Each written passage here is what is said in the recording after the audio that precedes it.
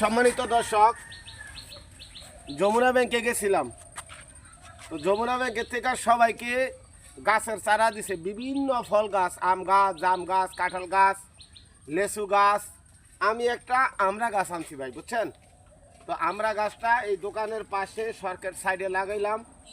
ইনশাআল্লাহ দোয়া করবেন, এই গাছটা সুন্দর করে যদি আল্লাহ তাআলা বড় করে এখানে প্রচুর ফল দেয়, আমাদের এলাকাবাসী আমরা সবাই যাতে ইনশাল্লাহ খাইতে পারি।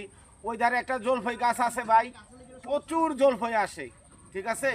তো ওই জলফই গাছের জলফই এখন সারা এলাকার মানুষ খায় ভাই। তো আমিও এই যে দোকানের পাশে আমরা গাছটা লাগাইলাম।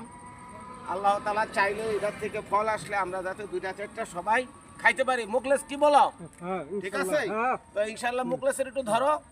তো মুখলেস কিছু বলো।